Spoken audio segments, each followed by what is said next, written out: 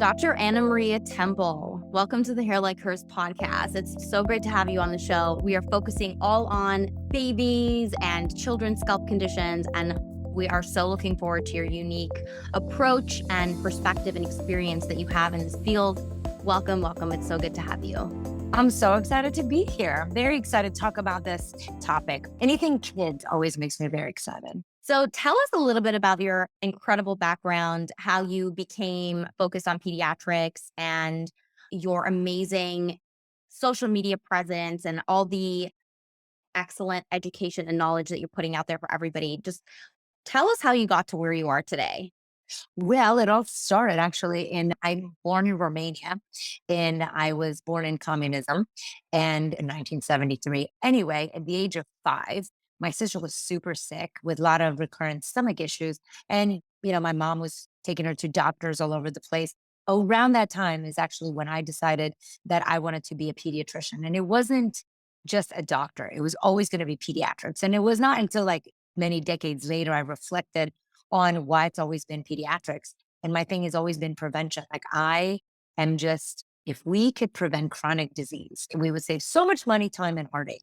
And when I look back, I was like, well, yeah, my sister was always in pain and my mom was always crying. So it would make sense that my passion would be like, let's prevent that. Let's never have a child be in pain again. And not have moms suffering because their children are suffering. Anyway, so that's kind of how pediatrics came on my radar and was always going to be pediatrics. I'm trained in traditional Western medicine. We immigrated to the United States in 84. And then I went to medical school in the South. And anyway, in 2007, I was in practice for 5 years. I had 3 children at that time. And all 3 of my kids were plagued with chronic disease, from my seasonal allergies to eczema, allergies, constipation, recurrent ear infections, constipation, snot, anxiety, ADHD, you name it, my children had it. The whole gamut. The whole gamut. There was one day that I took the 3-ring circus to their pediatrician. And I was like, what is happening here? I lined up all my ducklings on a table and I was like, how can my kids be on so many chronic medications? They were 2, 4, and 6. And the answer for my first one, for the little one, he had allergies that were so severe that on Easter egg hunts, he couldn't go outside because his eyes would swell shut. He had tears streaming down his face and his body was covered in hives. And they said, there's no more, we have run out of medications. The only next option is allergy shots. He was 2 years old. For my daughter, they're like, oh, well, her eczema with topical steroids on it, her asthma, the inhaled steroids, for seasonal allergies, she'll say Zyrtec. For chronic ear infections, she'll eventually outgrow them. Here's some more antibiotics. For chronic constipation, here's some Miralax. And by the time we got to my middle one, who had this kind of snot and kind of boogers, then these days you'd never be allowed in public or in school. And he was so gross. Anyway, by the time we got to him and his ADHD, like I lost interest in the conversation. And I walked out of that doctor's office. And when Mama Warrior takes over, and the Mama Warrior is like, wait, what? The kids' rest of their life story is that they're on chronic meds.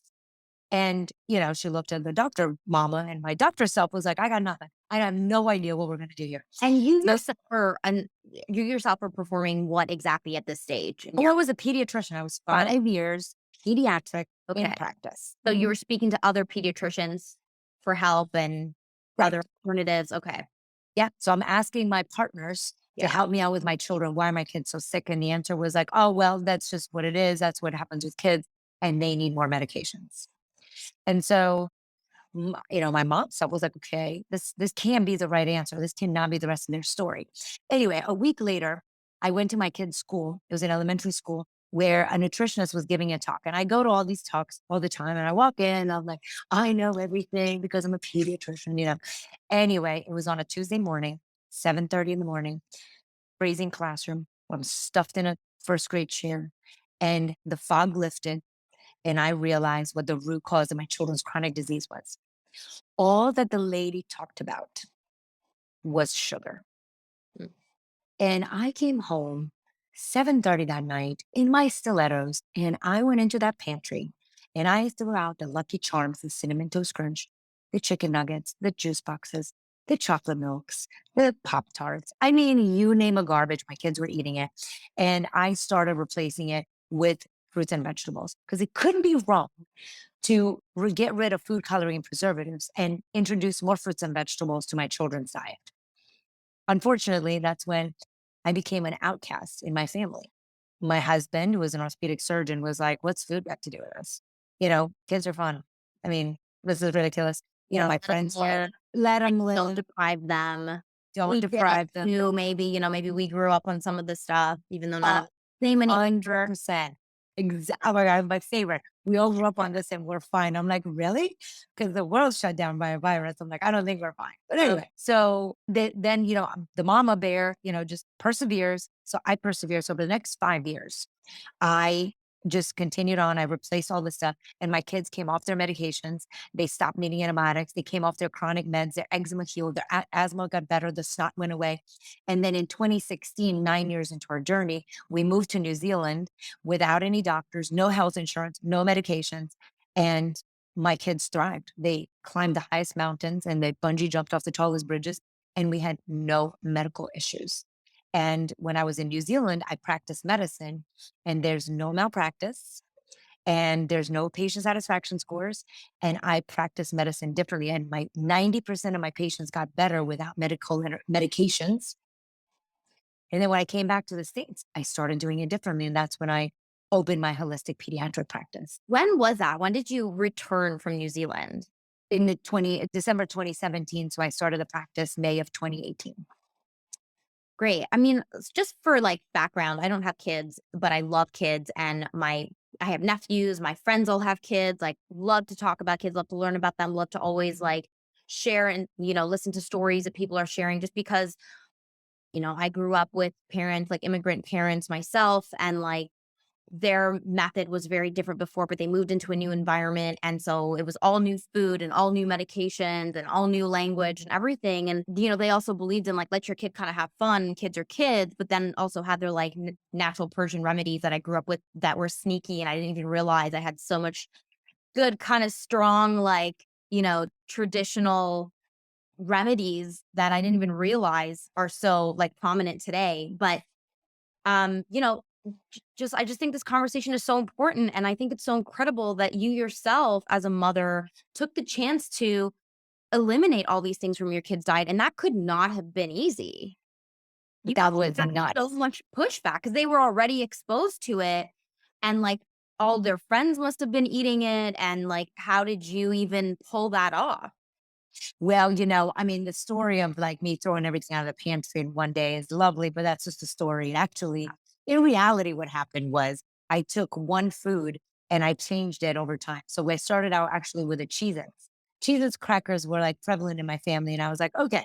So then I went to the store and then I got an equivalent Cheez-Its that was actually made with real ingredients. And my rule was if you can't read it, don't eat it. And so I brought the cracker home and then people tried it and they were like, "Man, it's kind of average, not really." Well, then over time, the actual Cheez-Its went away and the substitute Cheez-Its stayed in and it was like, "Well, we don't really like them." I'm like, "Okay, well, then you don't have any crackers." They're like, "All right, well, fine. I guess we'll eat those." And over time, their taste buds changed and adjusted and they were able to eat that. I started very slowly with fruits and vegetables. It couldn't be like in one day I got rid of everything. My first attempt at breakfast to replace Lucky Charms, you're gonna love this, was actually strawberry milkshake. I was like, all right, people, we're gonna have strawberry milkshakes. And it was legit vanilla ice cream, whole milk, and strawberries. And I was like, and they were like, "Oh, well, this is amazing." I'm like, wonderful. So then a week later, I was like, let me add 2 leaves of spinach. And then I added mango. And then I added the raspberry. And then I took away the ice cream and put vanilla yogurt. And then I took the vanilla yogurt and put just whole milk yogurt. So, and added honey. And 14 years later, we have a breakfast smoothie every day. It is now, 15 plant points in it. And the amount of nutrition that is in there is incredible. But I started out very small. I started on their playground, if you will, with my terms. I'm going to do strawberry. And then as their smoothies got more powerful, I didn't say no to the Lucky Charms. I was like, well, you just have to drink your smoothie first. And then you can have your Lucky Charms if you still need to. And what happened over weeks is they were too full from the smoothie. So they didn't require Lucky Charms. And then Lucky Charms ended up just mold. Okay, it doesn't mold because there's so many preservatives, and just stayed in my pantry. And then I just stopped, and I never bought it again. So I weaned it out of their lives more subtly. Of course, there was pushback. My friends have Doritos and they get to eat Gatorade and all this stuff. But you know what? I was like, that's fine. You do you at your friends' houses. In this house, the reason we're doing this, and I would just talk to them. I'm like, in order for you to be a stronger swimmer, for you to be better at basketball, for you to not do as much homework because you remember your math and you don't have to memorize stuff because it was going to come so quickly. I spoke to their strengths and to the things they wanted to be better at and discuss the relation between food and what they wanted to be without making food necessarily evil and without making a big deal when they were out of the house and out of my control to reduce food issues. That's incredible. You're slow, steady, and sneaky about it. I like it. They're lucky to have that. I mean, that's truly remarkable because that's not an easy switch that you made. I love that you spoke to the benefits and you explained it to them. And I think that's just so important. Where did you raise your kids? Well, somewhere in Pennsylvania, two of them in Pennsylvania, and the rest of them, and then when they a little older in Charlotte, North Carolina. Where you are now, right? Correct. Okay. In the South. And amazing. Okay, so your kids were now they're off the medications and they're clear and free of those kind of ailments that they had. Yes, Let's they are. talk. So I have a question because today, like a lot of my friends with their kids, they're really healthy, right? From day one with their kids, they never expose them to any of the junk food. They've been really careful and calculated with their diets. And yet their kids still do have a lot of conditions. And we are specifically talking about the scalp and which is really like a conversation about the skin overall. But just since we were talking about the importance of kind of cutting out this kind of poison and toxic products from children's lives, what about those who have never even started with it? And yet, the kids are still born with allergies, skin conditions. What do we have to say about that? Well, because the story begins really with, mom and dad before the children are born. The story begins way before kids are born. They even begins before conception. If the mom has been on antibiotics when she was younger for recurrent ear infections, for strep, for UTIs, for acne, if dad had taken a lot of Tylenol, Motrin for muscle aches, if dad was dealing with constipation and IBS, and now, the parents get together and they make a baby. Now the baby is in mom's belly, but mom is under tremendous amount of stress. I had two babies when I was in residency. Nobody talked to me about the amount of stress that I was under and how that would affect my children once they came out. Nobody talked to me my diet during pregnancy. It was just like, oh, well, don't do drugs and alcohol, don't smoke, and don't eat, raw fish and cold cuts. And then you're good. Nobody talked to me about the amount of processed foods that I should not be eating or the amount of added sugar I should limit in my diet or increasing my fruits and vegetables and all that. So I didn't have any of that. And then also, the method of delivery these days. A lot of women have gestational diabetes. And the gestational diabetes sets up a different environment in the mama's belly. And everyone's very surprised. I'm like, right, because we're not helping mamas heal before they're pregnant. We're not helping mamas detox before they're pregnant. And then delivery. Also during pregnancy, when we're nauseated, mamas take a lot of Tums and a lot of Zantac and a lot of over-the-counter medications, because they're trying not to vomit their brains out. And nobody's like, hey, let's consider some more holistic options to your nausea. I'm not saying we need to sit around and be nauseated, but there's other options than what is available over the counter, which actually can affect our babies negatively.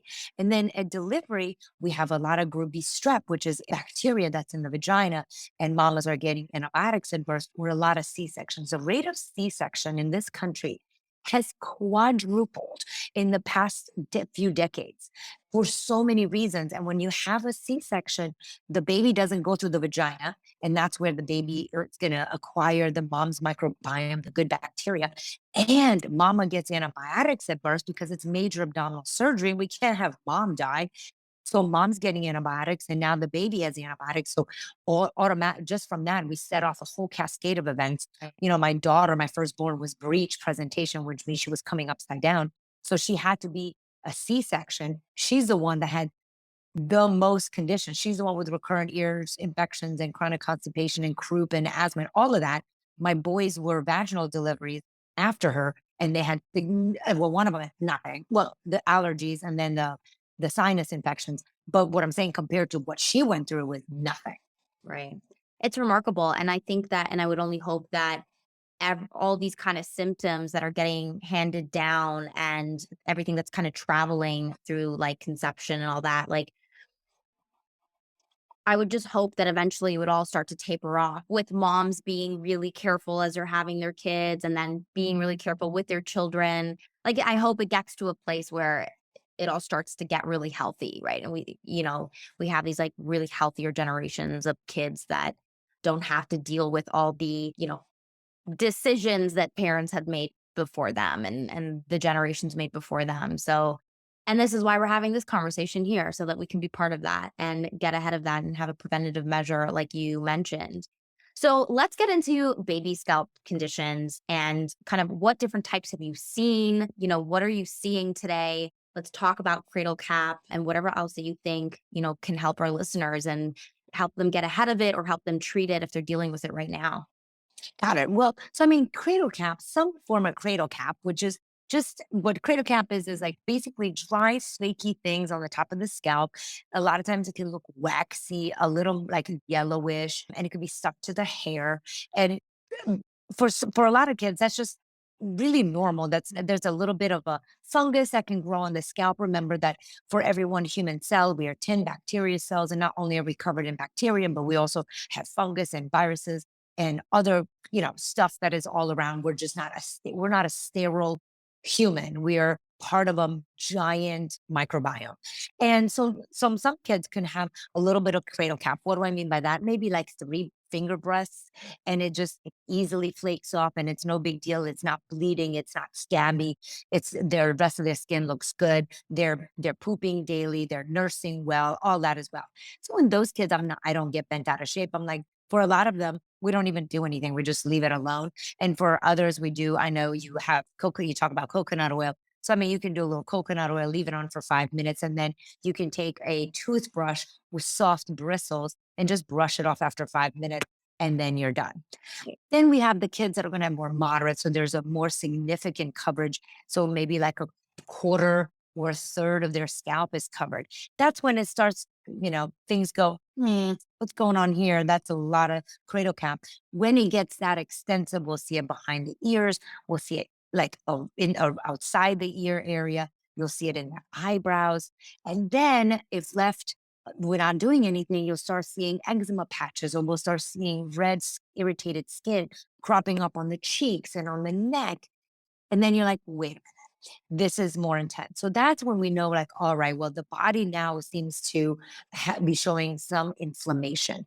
And how do we deal with that? Because adding just a little bit of coconut oil is no longer enough. And of course, then we have the severe cases where the whole head is covered and it's scabby and it's bleeding and it's oozy and it's just yucky. Right. And I just wanted to say this just to kind of simplify things for people. And I had mentioned this to you earlier, is that when you're dealing with the scalp specifically, and this is also a way that I know if somebody is dealing with something a lot more intense, if like 90% of the time, any kind of scalp issues that I see with adults is that it's either something they're doing to the scalp or that they're not doing to the scalp, meaning they're either seeing any kind of flakiness because they're using a really harsh shampoo and using or shampooing too often or using really hot water that can affect their scalp, or they're not cleaning it enough. And it's the buildup and the fungus that starts to add up and the scaling and all that. So the same thing with babies, right? So you're saying that when it's a mild kind of condition, then it's just something you're noticing around parts of the scalp. And then it becomes more moderate when you're noticing about a quarter to a third of the scalp covered in it. And then it's more intense when it starts to spread beyond the scalp, right? Correct. Yep. Yeah. Right. Yeah. And you're right, though. I mean, some cradle cap can be from harsh baby shampoos, and the marketing is so confusing. And you'll pick up a product that says, oh, it's all natural. I'm going to say phthalate free, and because that's like the catchwords, and like paraben free. And you're like, oh my God, this is so good. Right. And then you put on your baby's scalp and it's actually like really toxic. And absolutely. The natural ingredients we have to look out for sometimes. Right. The consequence. Right. And then, Mhm. and just because, like coconut oil for somebody is really good doesn't mean that that's actually good for everybody, because each human is very different and is very unique. And then you have to pay attention. So, yeah, you could be doing too much. I agree. I think we could be, a lot of times we overbathe babies, we over soap them. And when you use so much soap, you dry out their skin, which is already so super delicate and is very susceptible to anything that's in the environment. So we're over drying it. The harsh chemicals, let's not forget about detergents, because the number one baby detergent out there is full of toxins like fragrances and unfortunately borax. And a lot of people are like, wait, borax is really clean. Actually is known to be have a lot of skin irritation and lung irritation. And when you buy scent products and the baby's sleeping in them, has a hat with them, the clothing that's nuggies, that is all irritating a very sensitive system. And you can see it as cradle cap. Amazing. Okay, so what happens when you start to notice that it's a little bit more intense of a condition? Well, then we're going, okay, well, and a lot of times we'll obviously talk about all the things, the external things that we can control in the environment. And then we go into the internal, like what is irritating the baby from the inside. We go to gut health. And in functional medicine, everything goes back to the gut. You're like, okay, well, it's the scalp. I'm like, right, but the scalp is connected to the gut. We have to eat the food, digest the food, assimilate, which means we take the food, we absorb, and we bring it to the cells in order to have nice, plumpy, healthy cells that are not going to have cradle cap. And when we're seeing a lot of cradle cap and it's spreading, it's crusty, it's not going away. And this is even in older kids. I have toddlers and older children. I even have teenagers that come in with what looks like cradle cap. And that stems in from the inside. Something is going on the inside. Their gut is upset. They have food intolerances. They may have toxins in their bodies. They have micronutrient deficiencies, or they have an uneven amount of good bacteria versus bad bacteria. So they have too much bad bacteria. Maybe there's a yeast overgrowth. So then we start getting into more complex things of what's going on inside their body. And what's the first like kind of approach to helping heal a newborn's gut? So, and usually the first thing that I actually do when any newborn, because we want to prevent any of this from happening, is they have vitamin D. So the babies that are nursed, I put them on vitamin D. And if a mama chooses to do vitamin D, she can take over a minimum of 6,500 international units of vitamin D. I usually recommend 10,000 international units in order for the baby to get enough vitamin D through breast milk to prevent chronic disease. And then the second thing is I actually start babies on a probiotic, whether they had antibiotics at birth, where they were home birth, or it doesn't matter what kind of birth. I begin babies on a probiotic because the studies are very strong to show that babies who are on a multi-strand probiotics from birth have less chronic disease, less allergic disease, less neurodevelopmental issues than babies who are not. So instead of waiting to see if they need it, I now start probiotics right at birth. So we're going to prevent this. So those are the two things I begin right off the back for everybody. And if we start seeing cradle cap, I'm going to go to the mom's diet. If the mom is nursing, we're going to look at her sugar intake and decrease sugar to less than 24 grams of added sugar a day. The next thing is going to be dairy and soy, because we know there's a very strong correlation between sugar and dairy and skin conditions. And if the baby's on formula, we're going to change from a cow milk formula to a hypoallergenic. I don't go to goat because what I found is that the folks that are sensitive to cow milk, they're going to be sensitive to goat. You're more than welcome to try that, but I usually go right to a hypoallergenic, which means very broken down formula. And the brand I use, European, it's called HIP, hypoallergenic combiotic, to help in the cases where I think there's a food issue that is trying to manifest. Okay, that's incredible.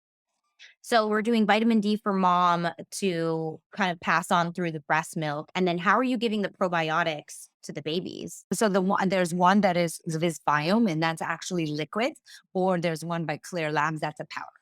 Okay, great. All right, that's incredible. So that's all safe and that's good to go.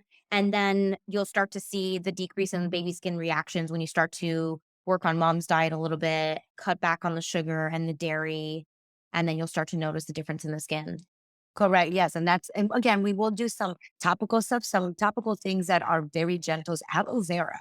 Yeah. And for my mamas that are super natural, you could just go get the aloe vera plant from your local health store and you can scoop out the insides. You can mix it with some colloidal silver and some Castile soap. And you can have, so aloe vera is very soothing and anti-inflammatory. Colloidal silver, be careful, not all colloidal silver is created equal. A recent study done in 2022 showed that the majority of stuff online is actually just water. Oh, So you have to make sure that you know which colloidal silver. I use Amiolife, Life, colloidal silver. And then you add Castile soap, Dr. Brommer's. And in my kids guide, and in my baby guide, I actually have a little recipe that you can make using those ingredients. So we're going to heal from the inside while also trying to help with the symptoms from the outside. Because like you said earlier, what are we not doing from the outside? Well, if we're overpopulated with Staph aureus or too much fungus from the outside, there's only so much you can do on the inside, but we need to rebalance both. balance it out. Yeah. Where can people find your baby guide? A baby guide is actually on drannamaria.com. drannamaria.com. Okay, amazing. Okay, so that's a natural remedy that you recommend to balance out the scalp and to also clean it. Yep. Aloe vera, colloidal silver, a high quality one, making sure that it's the real stuff. You like Amiolife, and then the Castile soap, the Dr. Yep. Balmer. Okay, Yep. really cool. So, what is your recommendation for actually maintaining the scalp? How often should you know mm, parents be cleaning the scalp? How often should they apply this natural remedy? So I usually start with, twice a week, depending how severely the child is affected. And then but we can't just do the outside, we got to also do the dietary modifications and supplements like we talked about. And then if 2 times a week is not for most kids, that's enough. And if that's not, we can go to every other day. And I have some kids that are so severely affected that we will end up using the colloidal silver because you can just use it on its own daily. Okay, and is that the only kind of cleansing that's happening to the scalp? Yes. So there's Yep. nothing else outside of that. So 2 times a week, you can use this kind of remedy, and then if it's more intense, you can start doing the colloidal silver every single day, aside from the 2 times a week you're using the mixture. Correct, because the mixture is going to have Castile soap, so that has a potential to be drying, where the colloidal silver is not drying. That's just purely antifungal and antibacterial. Understood. Okay, got it. That's really good to know. I love the sound of that. I've never heard of colloidal silver being used that way, so A lot of people use it on the inside, and for babies, Yeah. I'm very cautious with colloidal silver on the inside. The FDA has many rules and regulations against it. A lot of bad things can happen, but from the outside, and especially with the product that I use, it's very gentle and it's actually packs quite the punch without irritating the baby. that's amazing. And how do you spell colloidal silver? COLL. Oh my gosh, you're gonna make me spell. Hold on a second. Sure. I'm gonna pull up the like. Just want to make sure we have it right and then people can find it when they hear this. Oh no, I gotta write it down. Okay, COLL. Yeah. OIDAL. Okay, perfect. There you have it. Okay. Okay, that's fair enough. And I can send you a link to it too. Yeah, that would be great. We'll definitely Okay. we'll put the link to it in the show notes. Sure. Okay, awesome. All right, what else do we need to talk about? What other kind of scalp conditions are you seeing? What should parents know about? Good. So another thing that I have been seeing is kids that are having alopecia. And Yeah. so they're losing a lot of their hair. And alopecia is very different than just a little bit of hair loss. Because I mean, we can have, obviously, there's the kids that are nervous and they're pulling out their hair. So that's trichotillomania, which they start pulling their hair and they develop thinning of their hair because they're ripping it out. This is like actually losing hair where there are actual bald patches. And in the bald patches, you actually don't see any hair growth. And that could extend to the whole scalp. It can be the eyebrows, the eyelashes. Kids can often look like they've had chemotherapy. They look like cancer patients, but they're totally not have that. When we see that, again, that also goes to what is going on the inside. That is usually an autoimmune issue where the body is attacking itself, but instead of attacking itself and showing up like eczema or showing up like asthma, it's attacking itself and it looks like complete hair loss or partial hair loss where there's like bald patches. And a lot of people go right to remedies and putting like Eucrisa, topical steroids, putting ointments on top, just like treatment of eczema. But just like in the treatment of eczema, doing topical stuff is a band-aid only, and it's not treating the root from within. So one of the things, so again, we go into decreasing inflammatory foods, decontaminate our environment. We have to look at the gut. We do food sensitivity testing, poop testing. But one of the things that I thought your audience would really like, because it's not often talked about, is actually called helminthic therapy, which is, everyone get ready to be grossed out. It is actually the egg of a tapeworm and it's the rat tapeworm, and the eggs are used and the children eat them once every 2 weeks, and they eat them and they go into their gut and they stir up the microbiome. And what they do is actually decreases inflammation and remakes the immune system, where the immune system is no longer attacking itself, and the children and their hair grows. And actually, the reason this was discovered, it was used for kids with autism, because kids with autism have such a disrupted microbiome. And we know that autism comes from within the gut. And so this old therapy, based on the fact that when we were living on farms and we were living with cats, sheep, and dogs, and we were eating dirt and we were one with worms and parasites and whatever, people that didn't have chronic disease, they died from tetanus and they died from strep, but they didn't die from chronic disease. There's no autism in the time when we were all on farm. They weren't as clean as we technically strive to be today. Exactly, because now we lived in our apartments and now we Lysol everything and now we keep it. Exactly. And so to the hygiene hypothesis, right? So when we live on farms, this was not happening. And this is how, it's actually Dr. Sid Baker. He's awesome. He's like super ancient now because he's been doing this for so long. But he's put to, like, he was like, okay, we got to bring diversity to the microbiome. So he started looking into helminthic therapy and actually is one of the pioneers in pediatrics for this. And he started for autism. And a lot of kids with autism actually have alopecia. And the kids with autism, not only was their autism getting better, but their hair started growing back.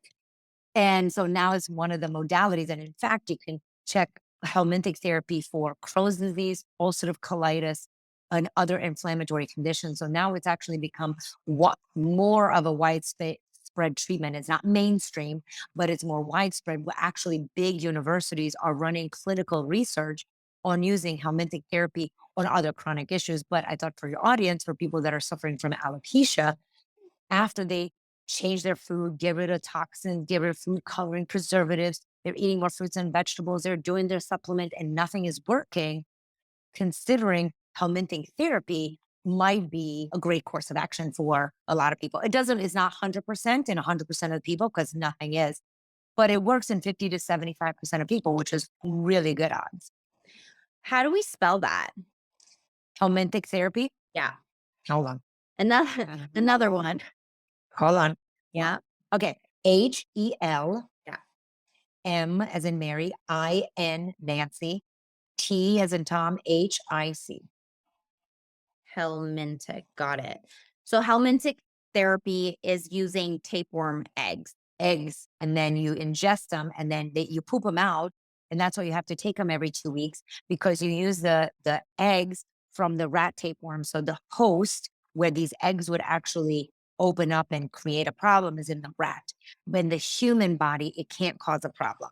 The host is not provide the right environment for these eggs to actually open up. So the humans are not in danger of getting tapeworms. I was just about to ask, I was like, how does that not thrive in our gut? So you're saying it's actually a completely different, it's a rat tapeworm. It's a rat. That is insane. And I also really love that. I'm just saying now, that makes people like, yeah. Everyone's like, oh my God, I don't even know what you're saying right now. Yeah. So when my patients come in, I'm like, okay, so let me tell you, we're going to do this for several months. And then we're going to talk about the rat tapeworm. What is it? I'm just so curious. What does it look like? And how does one ingest it? You can't see it. It's so small. It's like it's basically like a blob of oil. It comes into like a little vial. It's a blob of oil. You don't see anything. The kids can't tell. And so there's no side effects to it whatsoever. It makes it into your gut, stirs things up, and then you is the inflammation.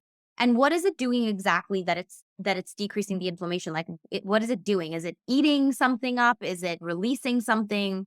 Yes, so good. Such a good question. Okay, so with the side effects, so you start small because if you go too many eggs, you can actually cause. So my patients sometimes will, when they start the therapy, if the dose is too high, they might have like these weird tremors.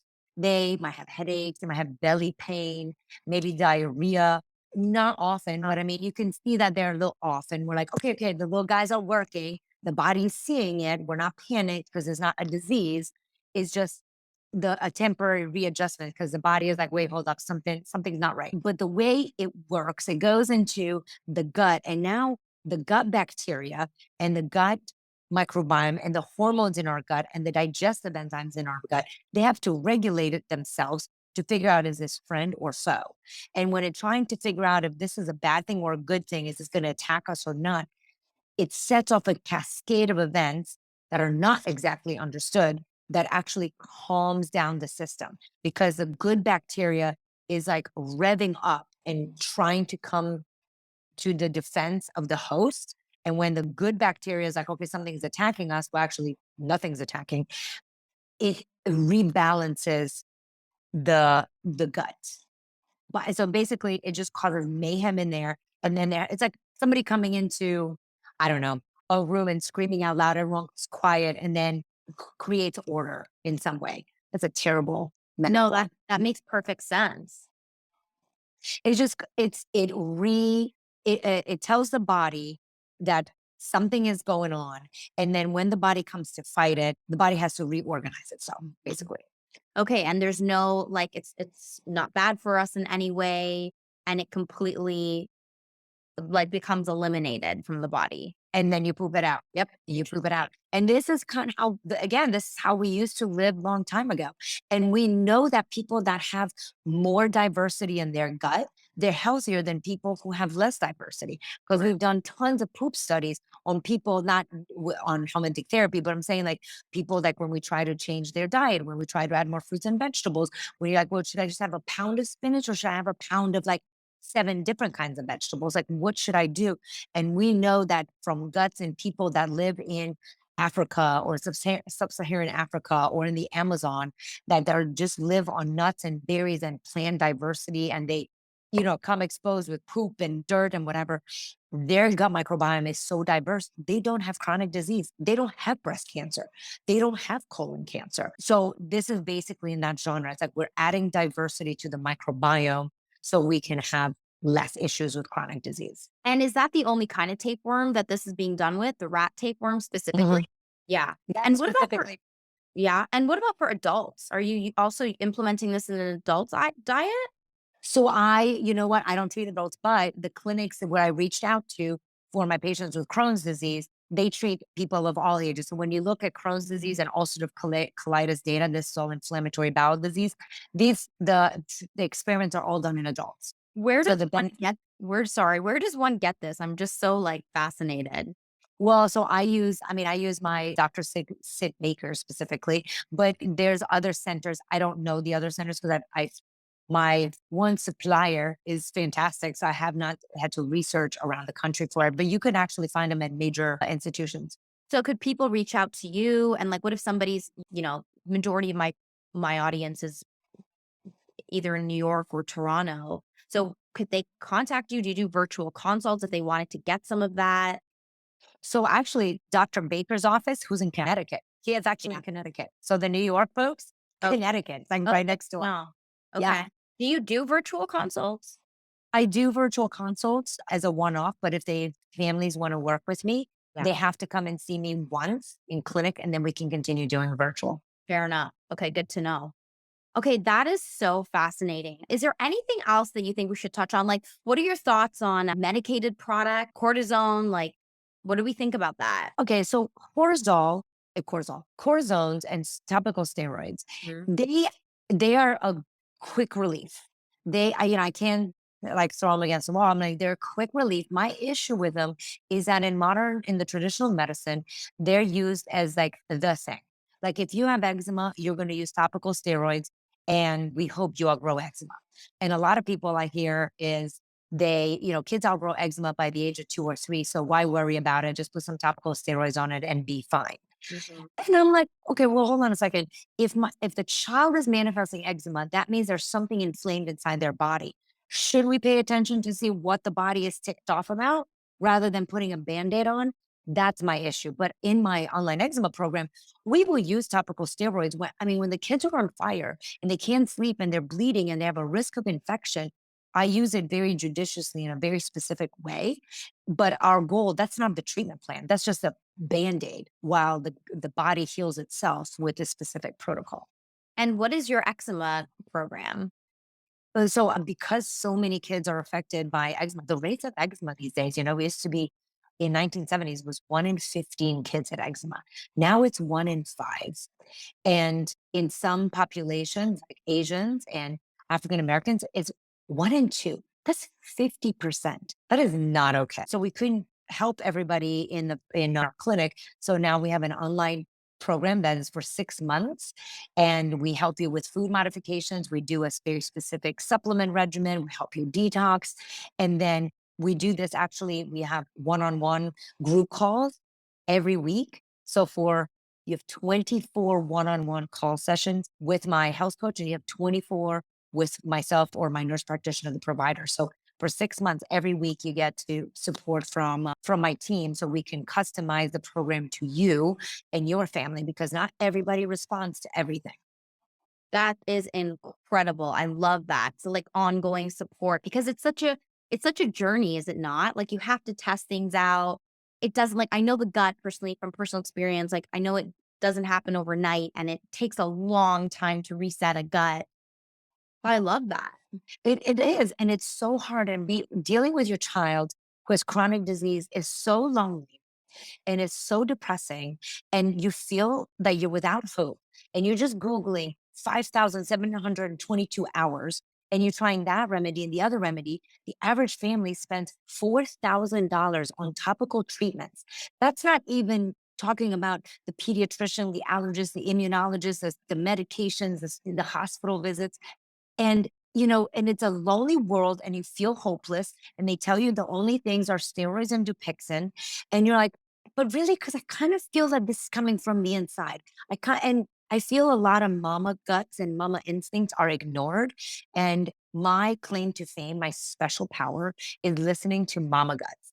When a mama tells me, I know that this started when blah, blah, blah. I was like, great. Well, we got to explore. And even if it's like, oh, it's going to sound crazy. Everyone thinks it's crazy. I'm like, bring it. Bring me crazy. Let's talk about it, because mamas have been spot on every time. And when we listen to the mamas who treat their kids and are with their children 24 hours a day, every single day, Right. we get so much information. So that is really basically what we do, is like, yeah, I have a program, and, it's outlined a specific way, but then we combine it with a mama gut and the mama determination to heal her child, and we're unstoppable. I love that. That's incredible. And not just any mama gut, like a good healthy mama gut, I'm sure. Above all, a well taken care of, a well nourished gut on top of it. So those instincts must be really sharp. So true. No, Oh, it's so true. this was so amazing. Dr. Anna Maria Temple, can you please let everybody know where they can find you, all your handles, websites, all of it? Absolutely. Well, if you want to find me, I am always can be found on weekends at the local Costco, Target, Walmart, or Trader Joe's, where I do shopping for all you guys, because wellness can seem really daunting. And so I go and pick out products, foods, or products for your home, or detergents, or lotions, or deodorant, to help you raise healthier kids in this unhealthy world. And you can see all that information for free on YouTube and Instagram and TikTok, because why not? And my handles are DRANA Maria Temple on Instagram and YouTube, and just DRANA Maria on TikTok, where I try to bring a little humor along with, because we can't be that serious about everything that's going on in the world. No kidding. You have a great personality, and I really do love your content. It is really light and like easy to digest. And yeah, and I think everybody should check you out, because I loved your profile and I was so excited to have you on here. I love your approach. You're exactly who everybody needs to help them kind of find these natural solutions and safe solutions and become their own kind of advocate for their and their kids' health. So thank you so much for sharing. I think this was outstanding, no doubt. Thank you. Thank you. Thank you so much for having me. This has been great. I've been looking forward to it.